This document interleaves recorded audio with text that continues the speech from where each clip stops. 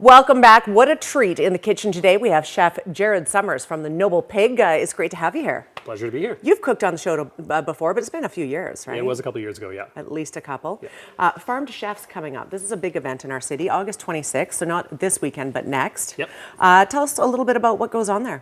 Well, this is what we kind of call a grazing event. That never sounds too appetizing. Oh, sounds great to me. It's a good time. I'm a grazer. I love that. Yeah, so it's really a way to highlight and showcase local food and beverage operations, breweries, wineries, especially businesses that are small, independent, local, and that focus on purchasing local as well. So it's really a showcase of the bounty of the season and what you can get locally here in Kamloops. Absolutely. The push towards serving local and trying to gather all of your food local has really come into fruition in our part of the world, certainly in the last 5 to 10 years. Absolutely, yeah, it's great to see. I mean, I've been an advocate of it for a long time. You know, it's just great for being part of the community and really kind of giving back to where you live.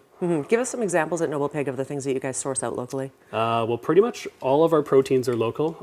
We use Reiner Custom Cutting up in Darfield. They make all of our bacon for us. They make back bacon for us. We get our ground beef from there. It's from Mitchell Cattle Company, which is up in Barrier, as well as beef cheeks and ground lamb as well. We use a lot of ingredients from Thistle Farm and SSOL Gardens specifically for the most part for salads and just daily vegetables, things like that. Gary's European Deli makes pepperoni, chorizo, sausage for us, as well as a couple salamis and things like that. For your charcuterie plate? Exactly, yeah. Delicious. I've had it. It's so good.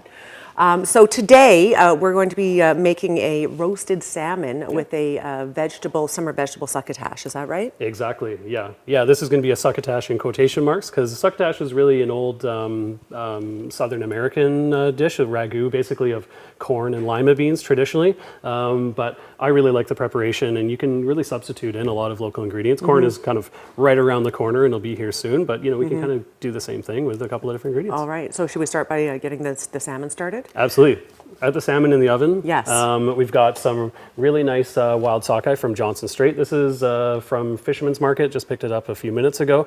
Wonderful local business as well. I brought them because they're going to be participating in Farm to Chefs this year and want to showcase some of the products they got. So sockeye is starting to run really well this year. It looks like it might be a record-breaking year.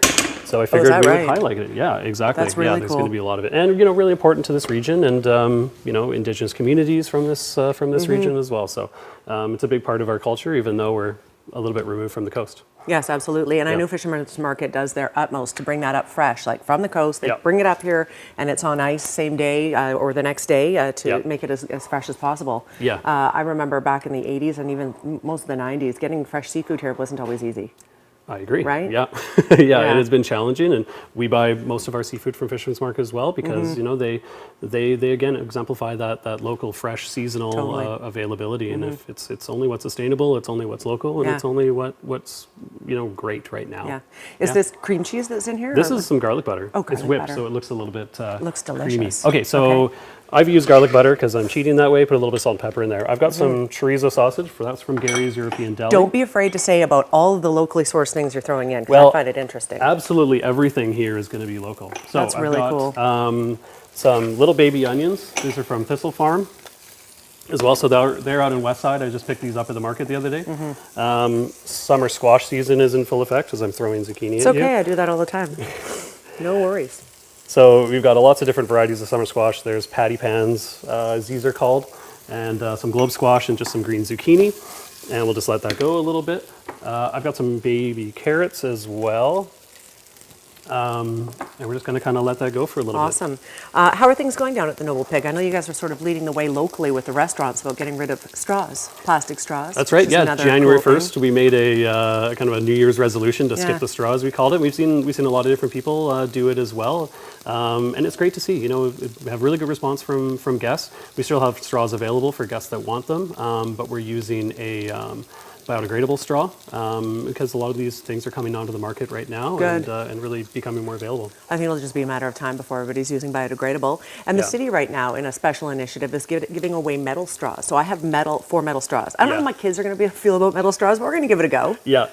Yeah, there's a lot of reusable options. It's challenging in a restaurant environment or in a takeout environment, but you're seeing companies really start to catch on, and it's great to see. Absolutely. We have, I think, about 3 minutes left in this segment, about roughly 3-ish, so I want to make sure we're on schedule here.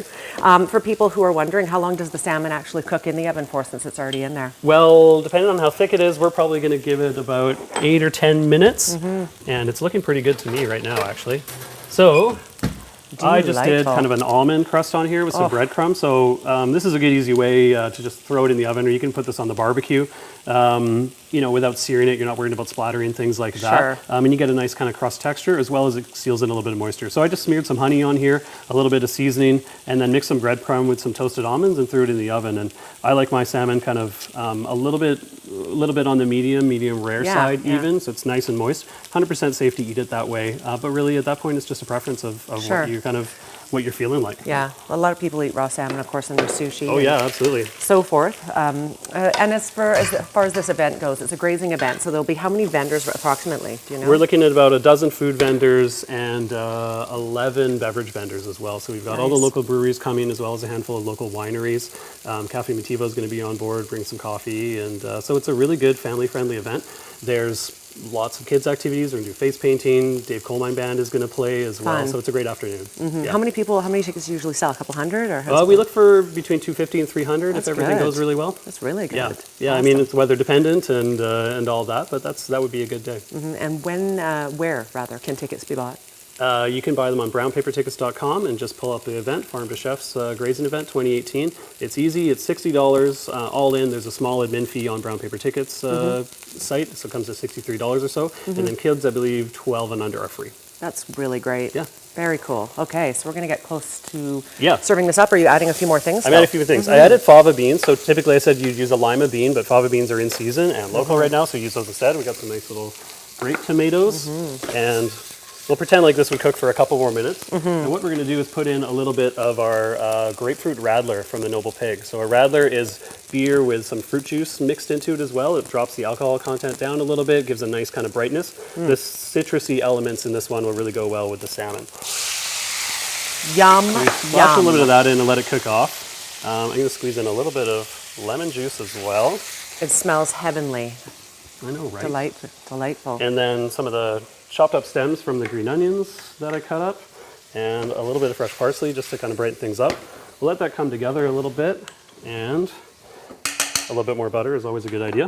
We still have a good minute and a half, I bet. Oh, perfect. So don't rush too much. Okay.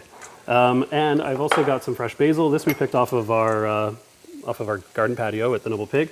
We got some apricots at the market, and some little baby cucumbers and watermelon radish to just kind of make a nice little salad here. Some nice colors here too. Yeah, there's so many ingredients here. It's a lot of things, but really I want to do something that was going to, be exemplary of go to the farmer's market, pick up a whole bunch of stuff, and a lot of it really goes together, especially this time of year. Everything's really complementary, and you put a little bit here, you put a little bit there, and you can get a great meal in 5 minutes. Yeah. Well, you can, but you can do this too, Susan. I can, but you always make it look so easy, is what I'm saying. Well, this is the only thing I'm good at, so. So I just did up a little citrus dressing. Now you could just use lemon juice and olive oil or something like that, something really, really light, just to kind of make up the salad. And so the fruitiness of the apricot will really kind of complement everything that's going on here. Yeah, it smells delightful. And good for you, by the way, people. Yeah, very light and healthy, a good sort of summer meal that's nice and easy. We are out of time, but we're going to wait and let you serve this up quickly, or do you want to? Yeah. Okay. We'll go over 30 seconds. Okay. We'll figure it out. We'll take it out of weather. I made a little kind of lemon tahini yogurt, but you could use like a tzatziki or something like that. It's kind of nice to have a nice creamy kind of sauce. We're going to put this on the plate. My mouth is watering. I know people at home, their mouth is watering too. Look at that salmon being served right over the top with the almond crust. And then our little salad. And the little salad. Kind of right on top. That is something from the heavens. Look at that. Jared, you are a wonder. There you go. Thank you for being here today. Absolutely fantastic. Yes, if people cannot make it to Farm to Chefs, you could certainly go down to the Noble Pig as well, because I have a pretty good feeling this exact thing is served on the menu. There's a good chance anyway.